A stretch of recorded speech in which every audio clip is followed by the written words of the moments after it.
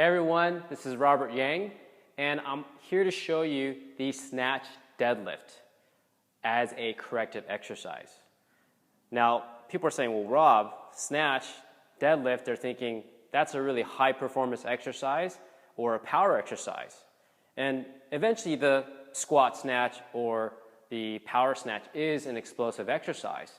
But leading up to that, the Snatch Deadlift or Snatch Romanian Deadlift can be a very, very good form of a corrective exercise, especially for a lot of our clients or athletes where we need to correct their upper quarter.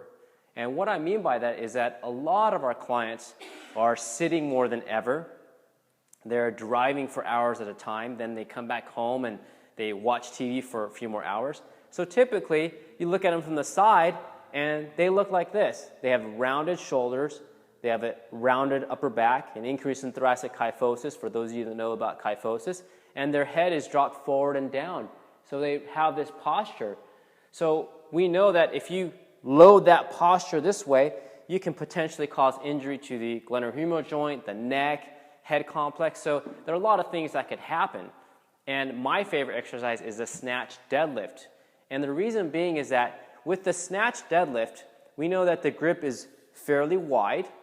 And in order to hold the bar this way, now obviously this is light, this is a dowel rod, but when you get a 45-pound bar or you put weight on that bar, what's going to happen is as you look from this view, that's going to want to pull the body into, remember, that posture we don't want. So as a person performs that exercise, they're actively extending their thoracic spine, but also they're utilizing the thoracic erectors. We often always talk about the thoracic erectors, the low back, and how it's weak, but in this rounded posture position, the thoracic erectors become long and they become weak over a period of time. So it's very important to strengthen it. And the Snatch Deadlift is actually a position with the hands being that wide is a mechanical disadvantage. So it forces the body and that client, our athlete, to use those muscles more effectively. The other part to the Snatch Deadlift that's very important for posture alignment is the use of the lats. So most people don't realize it. They just think it's all legs, traps, but as a person goes down into that position, or what we call the second pull and coming up, there's a tremendous amount of isometric tension in those lat muscles. So in order to keep the bar close to the body, the lats have to work extremely hard to pull the bar back.